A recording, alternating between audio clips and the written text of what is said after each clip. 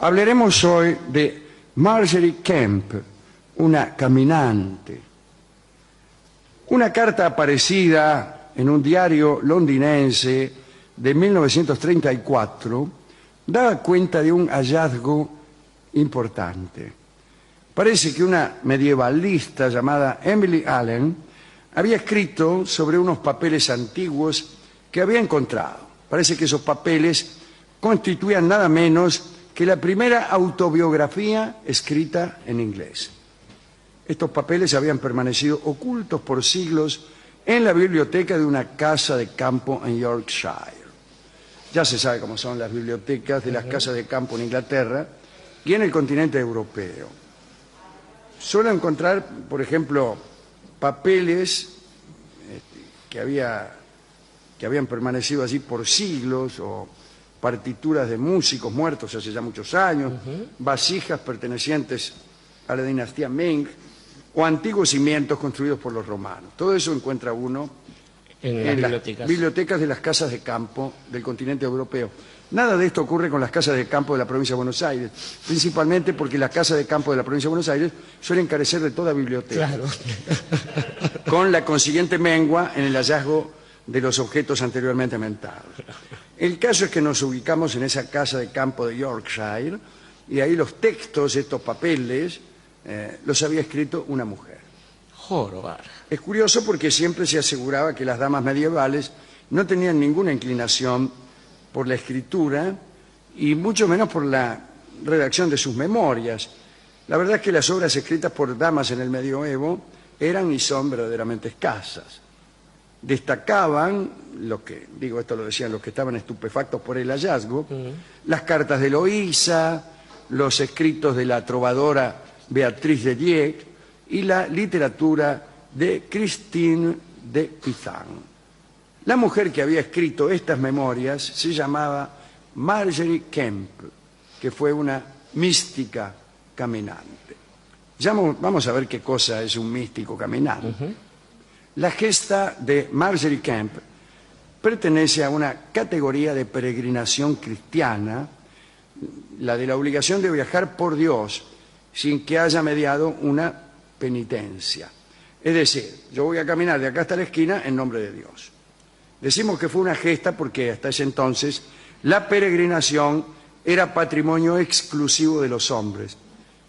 El bien más preciado de una mujer en la Edad Media era en verdad la quietud, ¿no?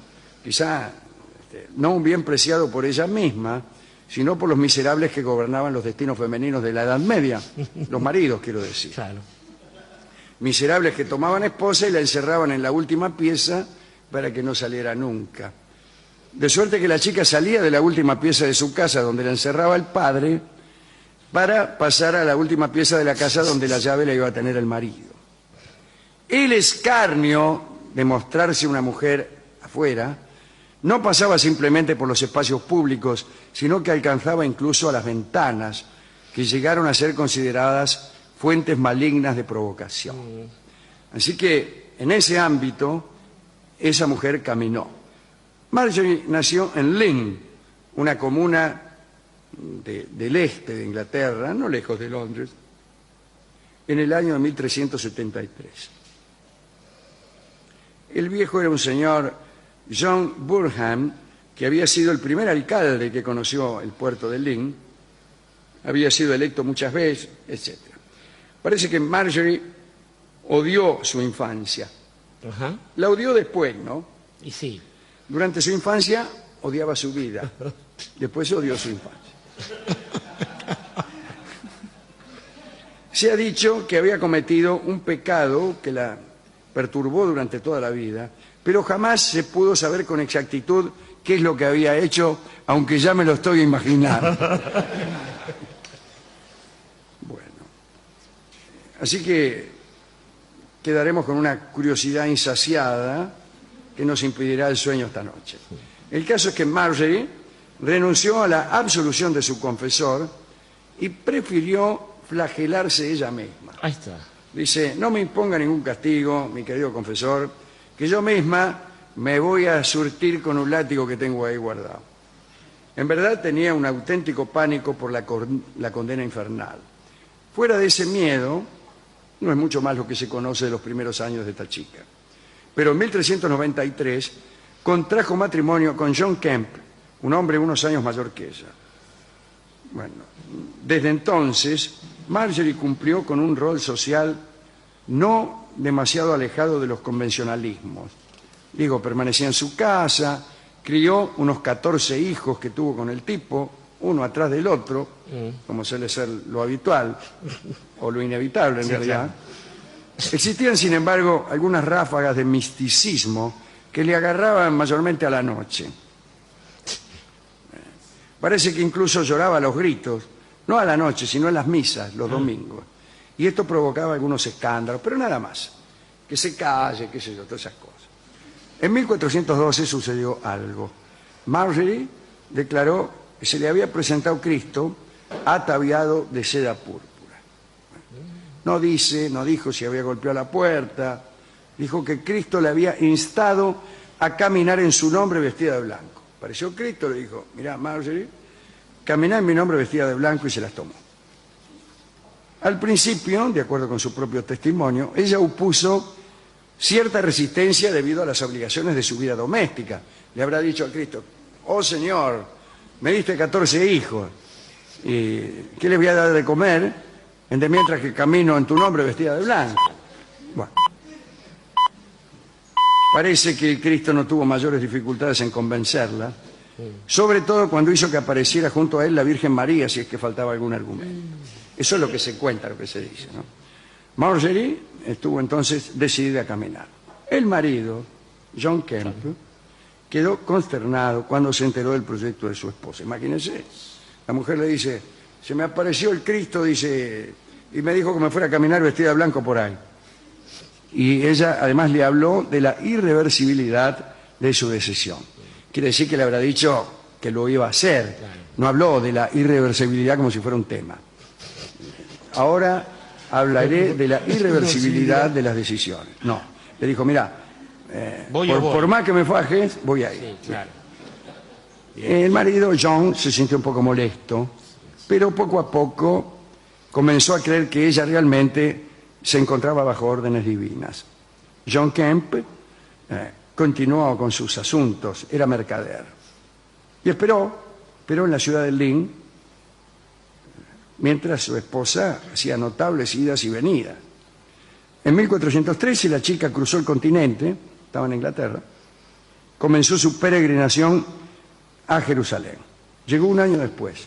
No es un mal tiempo, ¿eh? No. Siendo que iba a pie. Sí, y por esos caminos.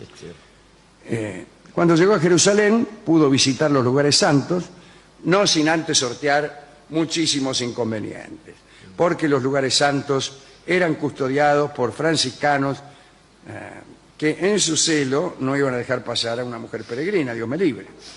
Bueno, de Jerusalén caminó hacia Roma, ahí le agarró un poco de miedo, porque todo el mundo hablaba, decían que ella era una peregrina, que tenía visiones, y circulaban algunos rumores positivos, pero muchos negativos. No tardaron en llegar acusaciones de herejía. Así que medio asustada, Marjorie se fue de Roma y regresó a Inglaterra ya por 1415. Tuvo un tiempito con su marido, una mugre en la casa, me imagino. Habrá estado con los hijos también. El marido lo primero que hizo fue contarle todas las que habían hecho los hijos.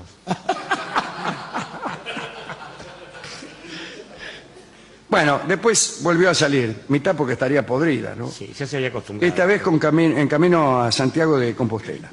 Allí fue, tomó la ruta de Santiago. A su regreso encontró muchas dificultades porque la gente desconfiaba de ella. Y comenzaron a sucederse procesos en su contra. Sin embargo, dada la influencia que había tenido su padre, que ya hemos dicho que había muerto, pero que había sido alcalde, qué sé yo, bueno, se salvó de la hoguera. La acusaron de herejía, los campesinos la hostigaban, le decían, nada más. Entonces se mudaron ella con su familia, pero acá entre nosotros la situación en el hogar se había deteriorado, ¿no? Sí. Ya se sabe que cuando una dama empieza a caminar de acá para allá, el marido se enoja. Sí. Marjorie, aunque decía querer a su esposo, tenía miedo de engañar a Dios ¿Cómo engañar a Dios? Bueno, no sé, pero lo amenazó de muerte al John, al marido, si él no desistía de querer relaciones sexuales con ella. Claro. En ese sentido. Ahí está. A ella se le antojaban culpables las relaciones que tenía con el marido, eran como engañar a Dios. Y claro. Entonces, en una ocasión lo amenazó de muerte al tipo. El marido se le acercó y ella peló un 6 luces que tenía, un revólver, y le dijo: sosegate porque te quemo. Bueno, y el marido se volvió a subir los lienzos y se fue. Y está bien. La suerte de los Kemp pareció cambiar durante el gran incendio de Lynn. Me imagino que para peor. ¿Cómo le puede cambiar a uno la suerte durante un incendio? Éramos pocos. Bueno, parece que ella siempre se mudaba, pero se mudaba dentro de la misma ciudad. Y parece que el pueblo estaba en llamas. Tanto el sacerdote como otras figuras religiosas dijeron que si Marjorie estaba realmente bajo el cuidado de Dios, entonces Lynn, el pueblo, debía salvarse.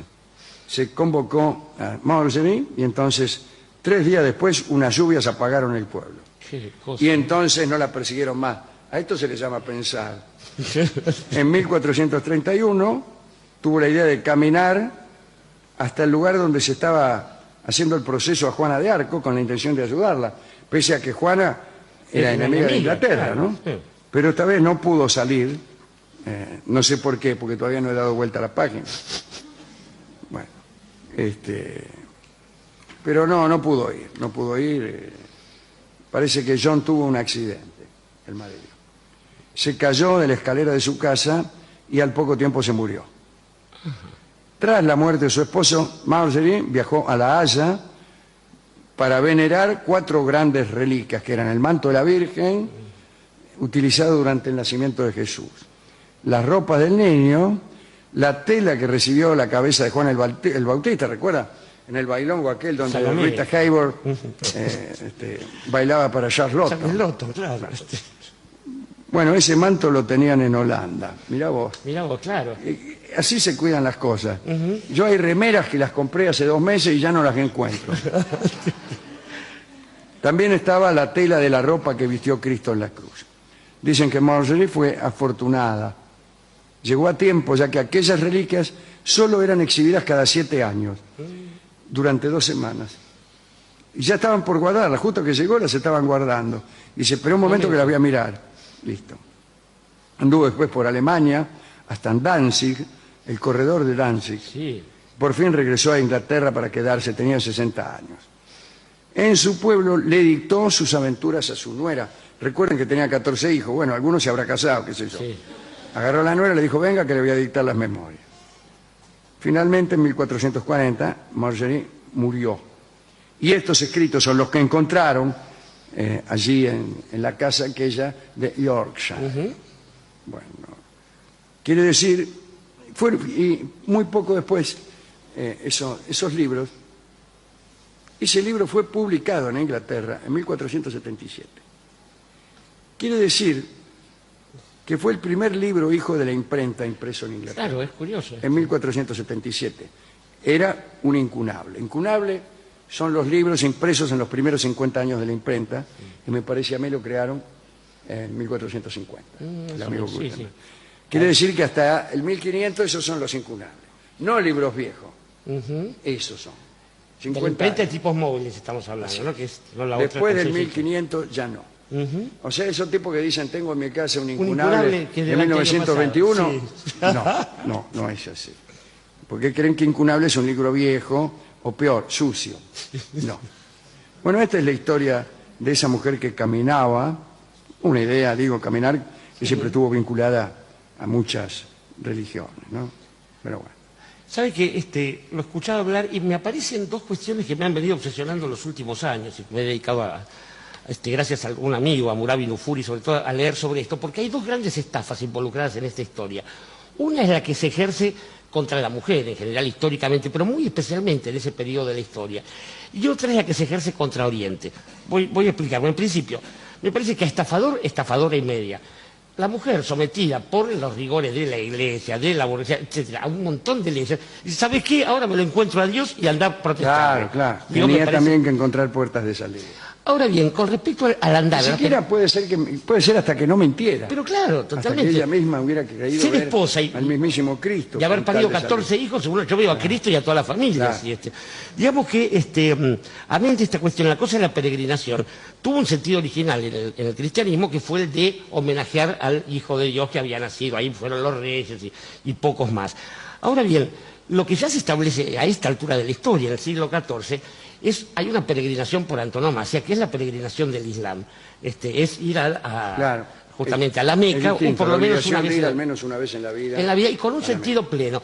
Pero lo curioso es que además los libros, esta historia que tanto tiempo se nos ha ocultado, provenían también de ese lugar maravilloso donde se juntaron la cultura islámica, la judía y la cristiana, que fue Al-Andalus, ¿no? Toda esa civilización maravillosa que fue la que salvó los clásicos griegos y que le permitió a los ingleses tener hacia el siglo XI, XII, Oxford y este tipo de cosas, en los cuales sí se aprobaba la escritura de las mujeres. Curioso porque había traductoras mujeres en esa civilización que destruyeron los reyes católicos, Dios los perdone si lo hubiere en este caso. Pero en todo caso me parece que, a eso lo llaman pensar, suele decir usted, y justamente había dos Europas que convivían ahí. Una era la que venía de ese saber arábigo, judío y cristiano mezclado, el poder pensar fuera de los límites estrechos de la Inquisición. Y el otro, era el pensamiento cuadrado, seguramente el de John Kemp y sus amigos, justamente esta mujer tenía quizás el cruce de esas dos cosas, con lo cual más simpática me resulta. Lo que es poco verosímil es que haya podido hacer todas esas cosas y después se le haya contado a la nuera para que las escriba. Difícilmente una nuera, una esposa de un Una hijo nuera de no es... no es alguien confiable para Sí, escribir. no. Creer que uno va a encontrar su Boswell en una nuera Lo dijo usted, es una esperanza. Una esperanza. Con lo cual creemos que si el libro existe, lo que sí debemos hacer nosotros como buenas personas es hacer algún tipo de peregrinación, por ejemplo, a la casa de la mujer, o por ejemplo, no sé, a Toledo cuando andemos por España, o algún lugar que nos haga retroceder de todas esas afirmaciones que son tan oscuras como la misma fe. Esto de ir caminando hacia un lugar suponiendo que esto le va a satisfacer a alguien. Al único que satisface el camino es el caminante, ciertamente, y no debe haber otro sentido. Y en eso consiste, por lo menos para nuestro punto de vista, aquello que podemos llamar todavía, en términos literarios, que son los religiosos, la peregrinación. Y la peregrinación es la canción que vamos a escuchar. La voz de... Una huella que pertenece a la misa criolla y que escucharemos por Mercedes Sosa. No, por ¿No? Sí. No, por Ariel Ramírez, Por Ariel Ramírez, lo dicho. y Jaime Torres. Bueno, muy bien, adelante.